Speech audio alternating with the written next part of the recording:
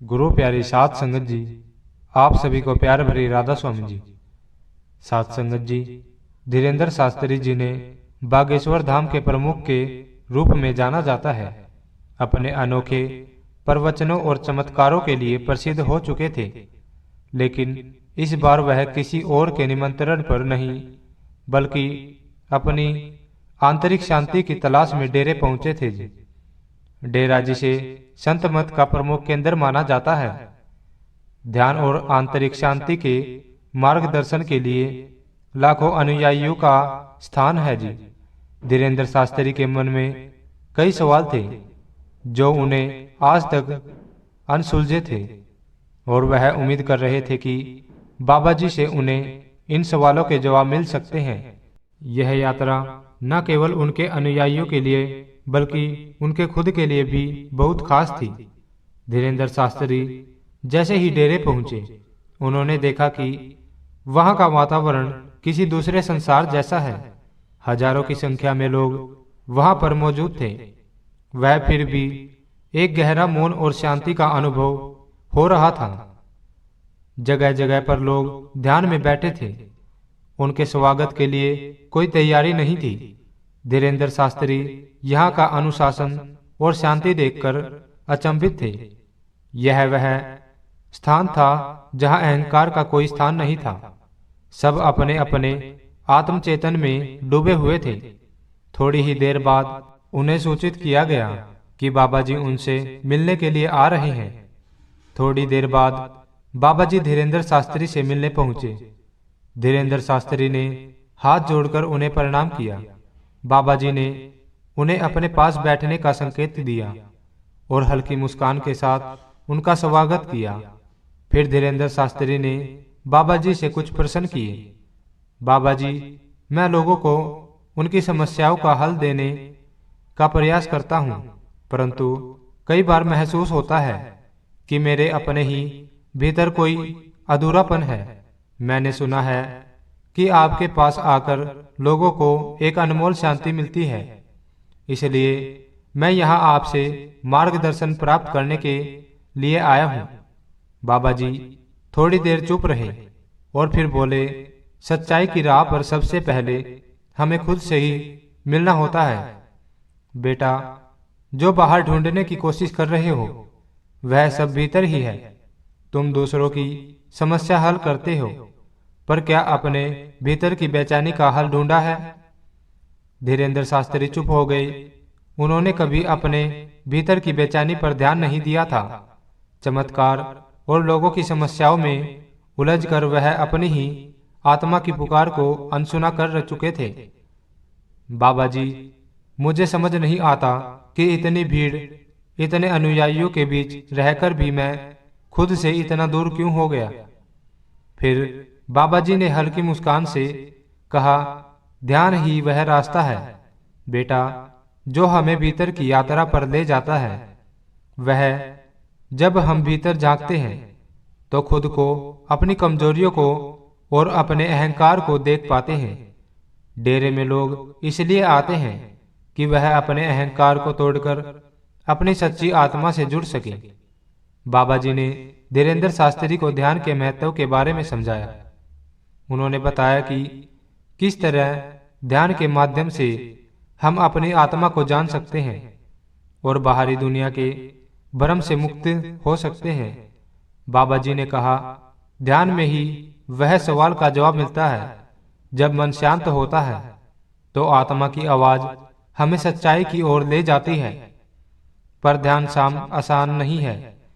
इसके लिए सच्चे संपूर्ण की आवश्यकता होती है। बाबा जी के मार्गदर्शन में धीरेन्द्र शास्त्री ने पहली बार एक गहरे ध्यान का अनुभव किया। वह अपनी आंखें बंद करके कुछ समय के लिए मौन में बैठे और एक नई ऊर्जा के, एक नई शांति उनके भीतर प्रवाहित होने लगी। इस ध्यान में उन्हें अपने भीतर की बेचैनी का कारण समझ में आने लगा।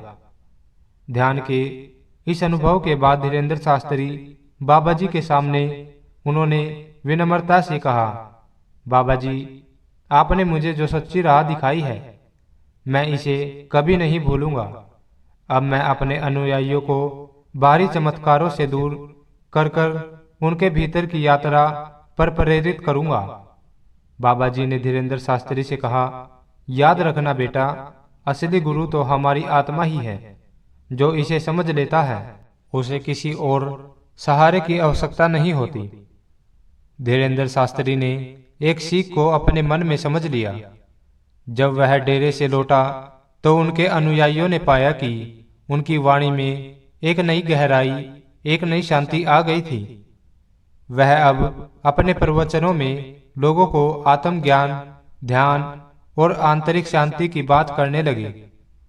डेरे में बाबा जी से हुई इस मुलाकात ने धीरेंद्र शास्त्री के जीवन को एक नई दिशा दी थी। यह यात्रा केवल एक संत से मिलने की नहीं थी, यह एक आत्मा का दूसरे आत्मा से संवाद था। इस मुलाकात ने उन्हें उनकी सच्ची राह दिखा दी थी और उन्होंने तय किया कि अब वह अपने अनुयायियों को भी इसी राह पर ले चलेंगे। साथ संगत जी, अगर आपको इस वीडियो से कुछ नया जानने को मिला हो तो इस वीडियो को लाइक जरूर करें जी। साथ संगत जी, एक सत्संगी पति पत्नी थे। उनके कोई औलाद नहीं थी। वह भजन सिमरन भी बहुत करते थे। जब वह सत्संग में जाते थे तो थोड़ी बहुत गुरु घर में सेवा भी कर देते थे। एक दिन सेवा करते करते उस औरत से वहां के जत्थेदार ने पूछा कि आपके कितने बच्चे हैं? तो औरत की आंखों से आंसू आ गए। तो वह समझ गई। जत्थेदारनी बोली, बहन जी आप रोइए मत, बाबा जी है ना, वह बहुत दयालु है, वह सबकी सुनते हैं, आपकी भी सुनेंगे और आपकी खाली झोली वह अवश्य भर देंगे। वह कहती है, हमारी शादी को 20 साल हो गए हैं। सत्संग घर में रोज 6 से 8 बजे तक सेवा चलती है। आप दोनों पति पत्नी सुबह सत्संग घर सेवा में आया करो तो बाबा जी आपकी जरूर सुनेंगे। वह दोनों पति पत्नी गुरु घर में रोज सुबह सेवा पर आने लगे और वह बहुत मन लगाकर सेवा करते थे। तो वह कहते हैं, हम 4-5 साल से गुरु घर में सेवा कर रहे हैं पर हमारी अभी तक औलाद नहीं हुई। पता नहीं हमारे साथ ऐसा क्यों हो रहा है। हमने तो सुना है कि गुरु घर में जो सेवा करता है बाबा जी उसकी सारी मुरादें पूरी कर देते हैं। तो एक दिन वह सत्संग घर में किसी बुजुर्ग सेवादार से मिले। तो उस बुजुर्ग सेवादार ने उस भाई से पूछा कि तुम्हारे माता पिता कहाँ पर है? तो सेवादार ने कहा, हमारी माता जी तो गुजर गई हैं और पिताजी हैं। उस सेवादार ने फिर पूछा, पिताजी कहाँ हैं? तो सेवादार ने अपना सिर नीचे कर दिया। वह बुजुर्ग सेवादार समझ गया कि उसकी आंखें क्या कह रही हैं, क्योंकि उन्होंने अपने पिताजी को वृद्धाश्रम में छोड़ा हुआ था। बुजुर्ग सेवादार उसकी बात समझ गया कि यह अपने पिताजी की सेवा नहीं करते। तो उन्होंने कहा, पहले तुम अपने घर जाकर अपने बुजुर्ग की सेवा करो, फिर देखो तुम्हारे घर में किसी चीज की कमी नहीं रहेगी। अगले दिन वह अपने पिताजी को वृद्धाश्रम से वापस लेकर आए। उनको नहलाया धुलाया, अच्छे कपड़े डाले। उन बुजुर्ग पिताजी की आंखों से पानी निकलता ही जा रहा था। बहू ने उनको गरम गरम रोटी बनाकर दी। वह मन ही मन सोच रहे थे कि इतने सालों के बाद मेरे बच्चों को मेरी याद कैसे आ गई है। जब उन्होंने बुजुर्ग पिता को खाना खिलाया तो उन्होंने बहू बेटे को बहुत आशीर्वाद दिए कि दूधो नहाओ पूतो फलो। वह जब भी उनको खाना खिलाते सेवा करते तो वह बुजुर्ग पिता उनको दोनों हाथों से आशीर्वाद देते थे। उनके घर में जो गाय भैंस थी, पहले जो 1-1 किलो दूध देती थी, अब वह इतना दूध देने लग गई कि उनका घर दूध घी से भर गया। पिताजी की सेवा करने से उनको जो आशीर्वाद मिला, तो 1 साल के बाद उनको जुड़वा बच्चे पैदा हुए, एक बेटा और एक बेटी। उनका घर खुशियों से भर गया। साथ संगत जी, यह है बड़ों की सेवा का फल। बाबा जी भी यही कहते हैं, गुरु घर की सेवा तो बाद में करो, पर जो आपके घर में बड़े बुजुर्ग बैठे हैं उनकी सेवा पहले करो। उनको किसी चीज के लिए परेशान मत करो, क्योंकि जो आशीष वह देते हैं वह हमारे कई कर्म काट देते हैं। उनको किसी चीज के लिए दुखी मत करो, जितना हो सके उनकी सेवा करो। बाबा जी भी यही कहते हैं कि सेवा की शुरुआत हमें अपने घर से करनी चाहिए। साध संगत जी, एक बुजुर्ग पिता के आशीर्वाद से उनका घर खुशियों से भर गया। तो साध संगत जी, इसी के साथ हम आपसे विदा लेते हैं। मिलते हैं एक और नई वीडियो के साथ।